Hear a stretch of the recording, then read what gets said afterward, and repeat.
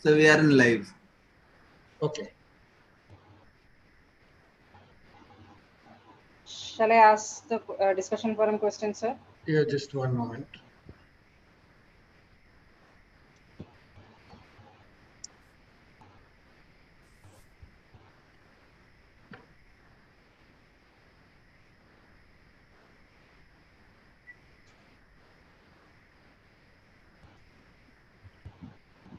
Hello, everybody. This is a live session for Applied Linguistics course for this semester during this period of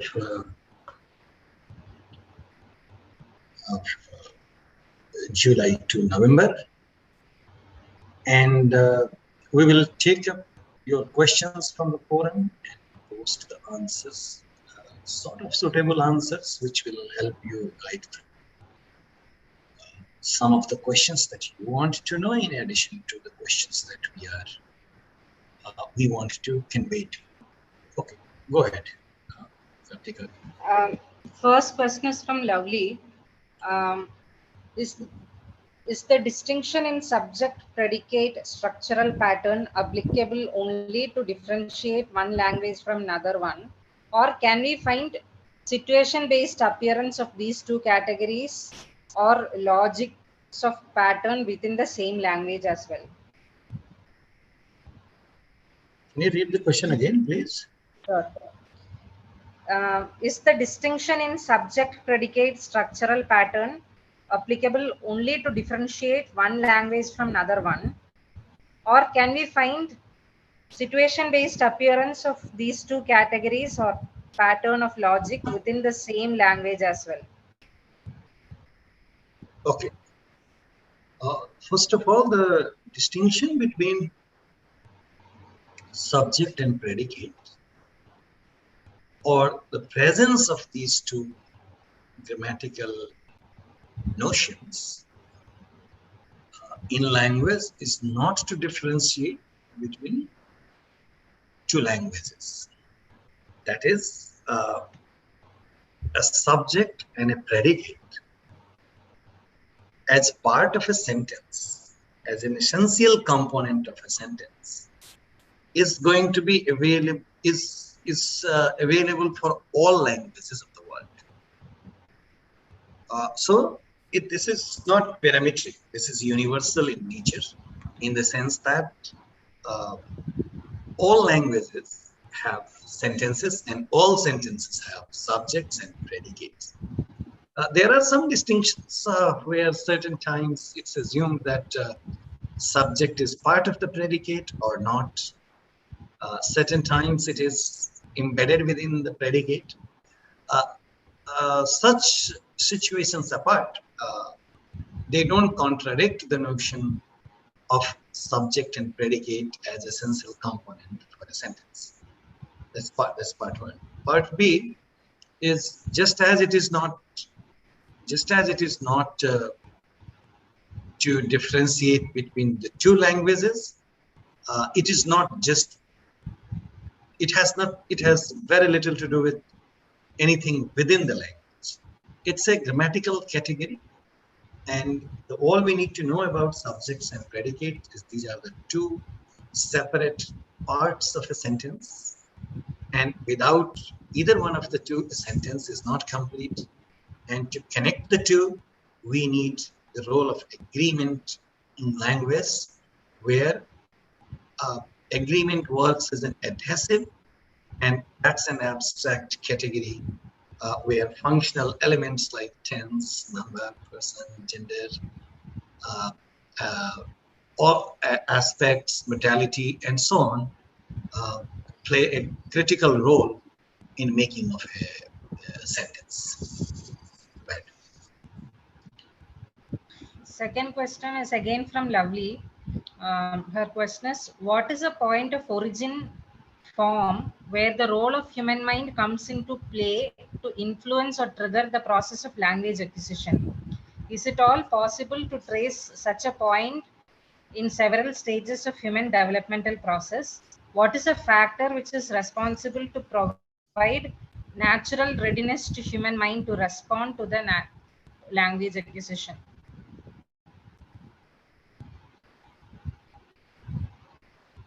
Well, see, the role of human mind comes into picture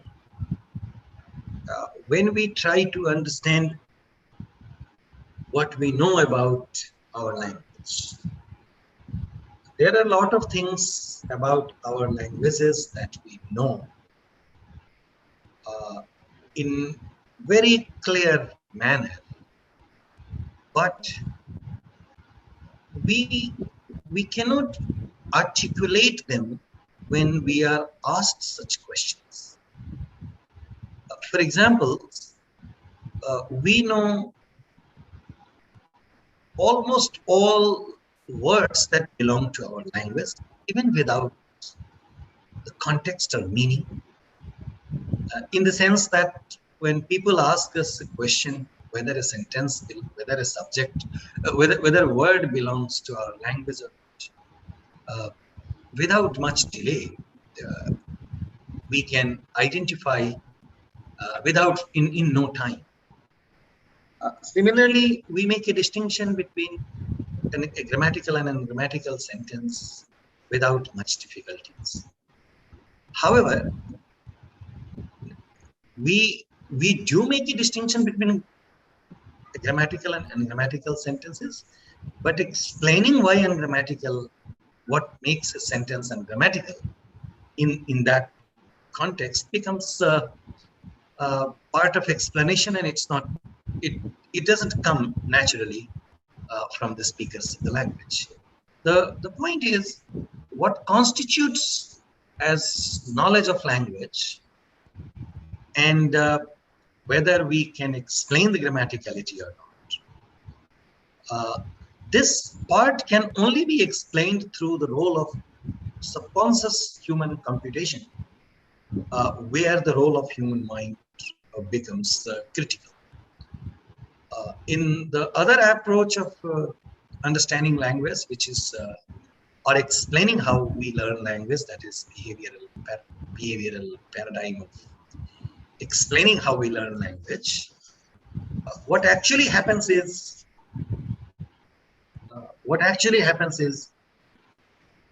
we that focuses on pattern recognition, or learning through practice and so on. We we don't learn only through practice, because particularly as a child, because learning through practice will only constitute the body of knowledge that we can explain, and there will be no further subconscious generative foundation for explaining how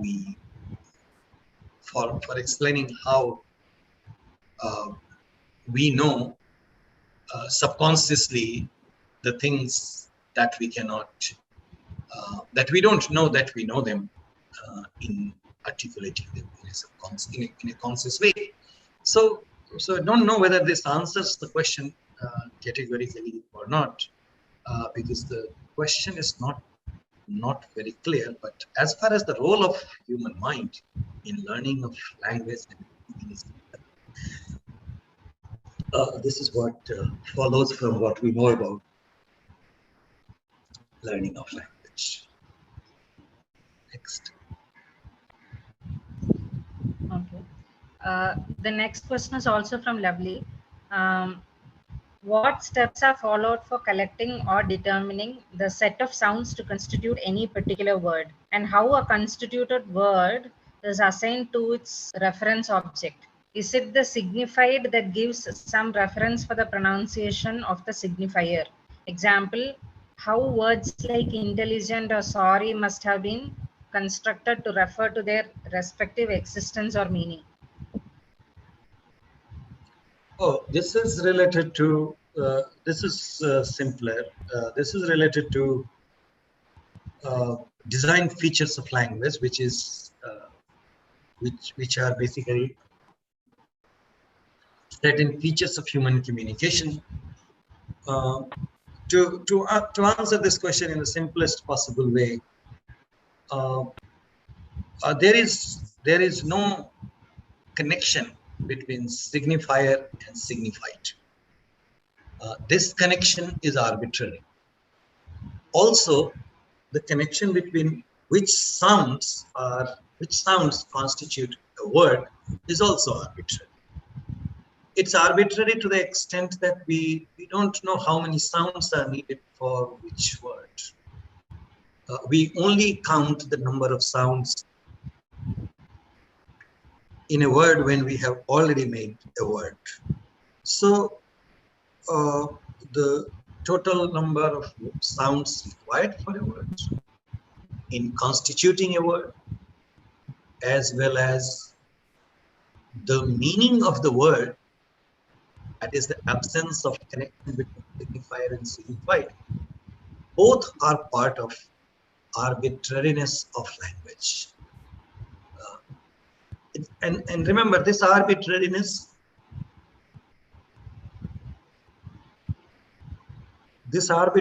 is only about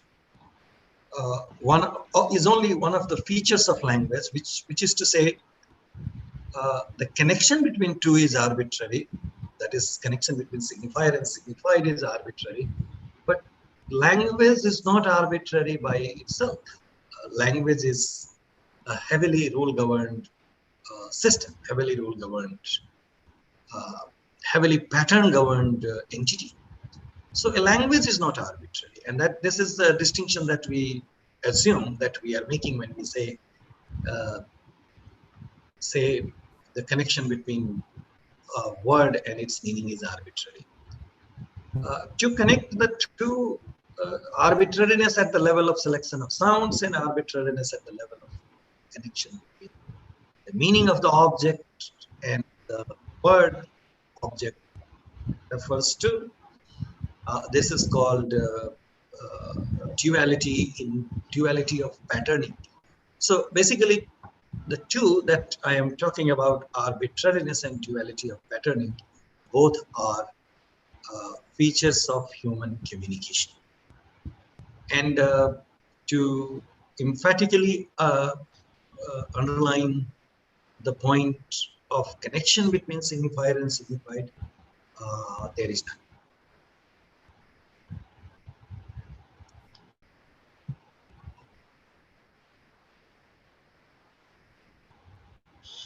Anything else, Kartika? Yes, sir. Next question. Please define lexical categories or items of a sentence. There are two categories in a sentence, that is, in the making of a sentence. Two parts, they are predicate and subject, and then there are two categories, which are lexical category. There is a lexical category, and the other one is functional category. Lexical categories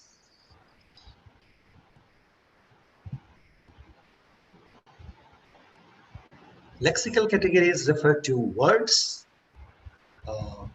of any type, like a noun or a pronoun or an adverb or a preposition, any word, whether it's closed class or an open class, anything that's a word is called lexical. And anything which is feature and can also be present in an abstract sense, and to be more precise, aspects, modality, tenses, and so on, they are part of functional categories in the language. So the simple answer is lexical category means words.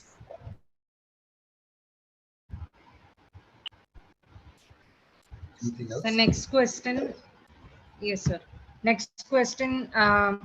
What is the difference between postposition and propositional use after noun in any language?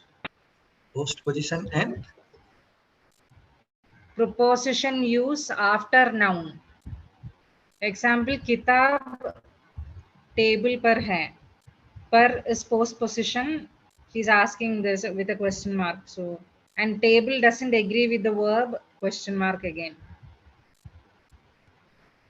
If I understand the question correctly, it's about the distinction between prepositions and postpositions. They are basically uh, two different words for two different types of languages. Prepositions or postpositions, as the names suggest. So uh, we call an entity preposition if it precedes the word, and we call the same thing postposition in some other languages if they follow a word. Mostly, so both the category, preposition and postpositions, are almost the same in that sense, and therefore together they are called adpositions. And this category precedes only nouns, or if they have to follow, they follow only nouns.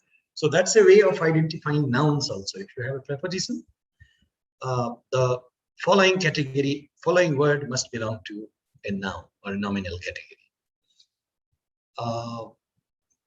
That's about prepositions and postpositions. And another point that I can mention here is whether a preposition or a postposition, they do not agree with the noun. And in most cases, postpositions are found in verb final languages, whereas prepositions are found in verb medial languages like VO type of languages. So these are some of the distinctions. They don't agree with each other, and also they constitute a prepositional phrase or a postpositional phrase, which are adverbial in nature, and most of the time they are adjuncts.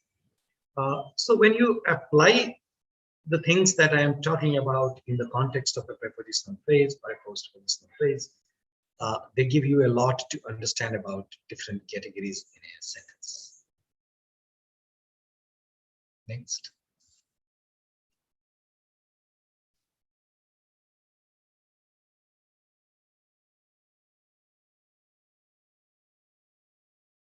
Kartika, is there more? Yes, sir. Is sentence formation a part of phonology?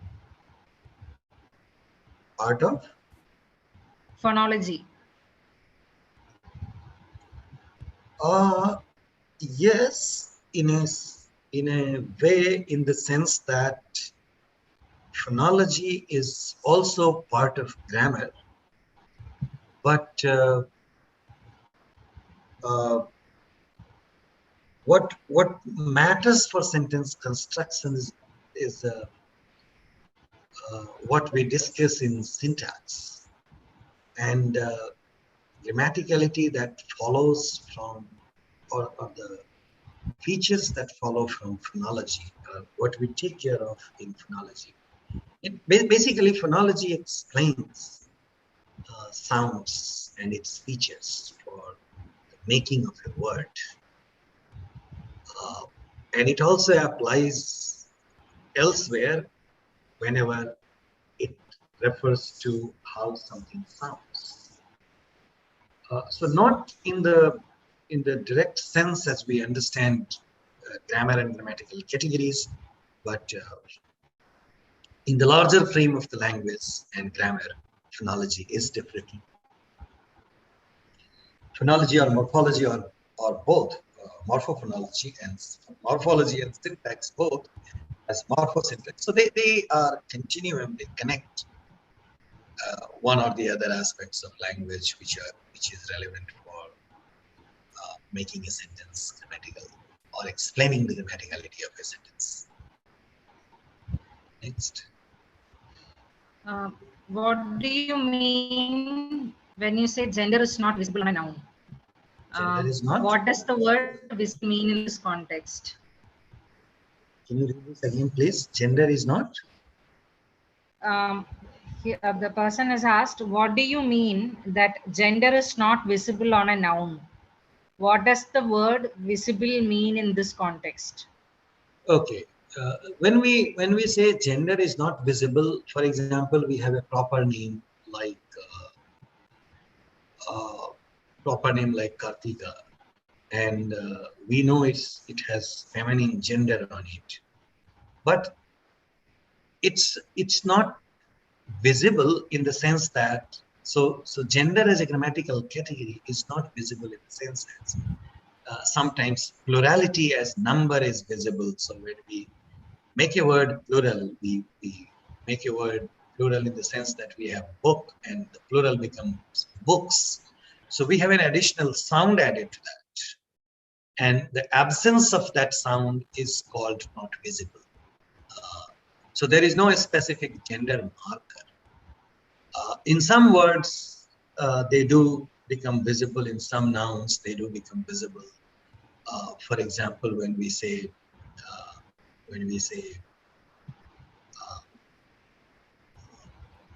wait, no, it's tough to say. Basically, gender is not visible. There are certain markers in some languages which are attributed to a particular gender, like when we say gadi or kirki, we can say this word final long vowel e is gender marker, and that marks feminine, because there are a lot of words in Hindi which fall in the same pattern.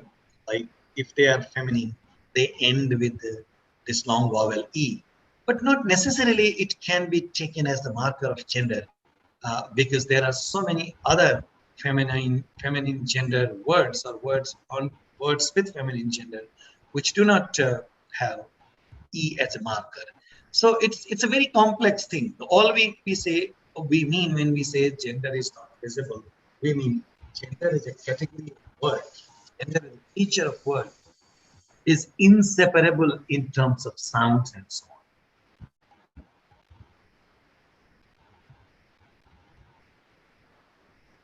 Okay.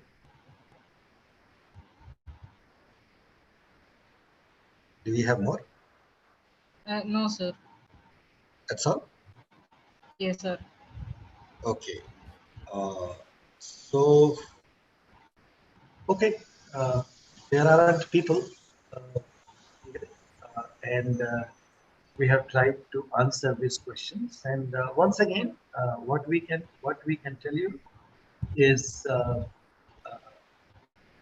conclude it by underlining the importance or significance of the subject, like applied linguistics in understanding language, that this deals with uh, our theoretical explanations for several aspects of language, particularly sounds, words, and sentences, and its uses.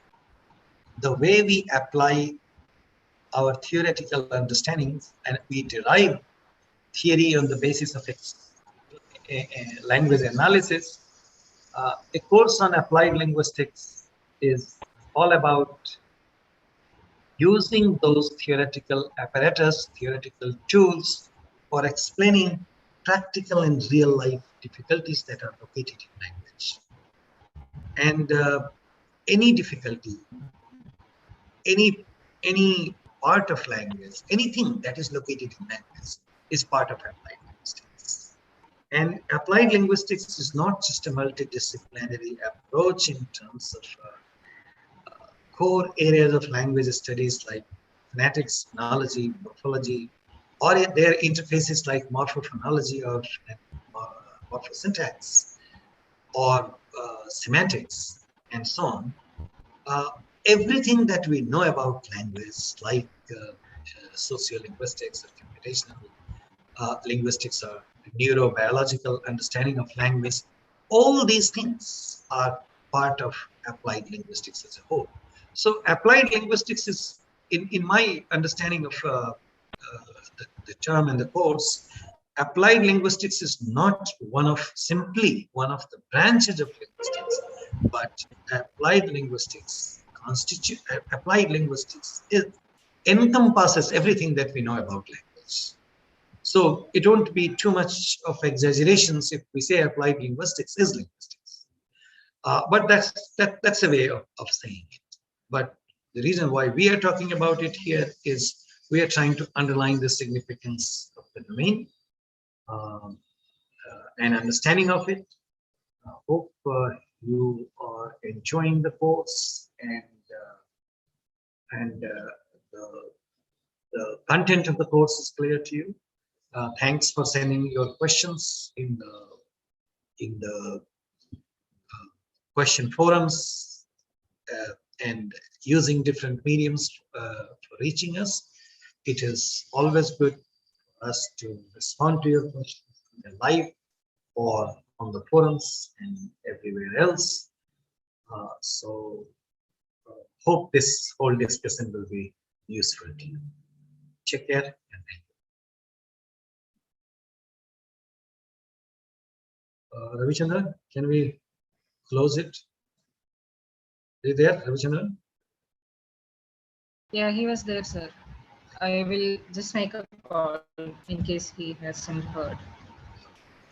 When you are talking to him on the call, ask him to do the little bit of editing in the beginning and at the end, like what we are discussing right now, before he can put it live again.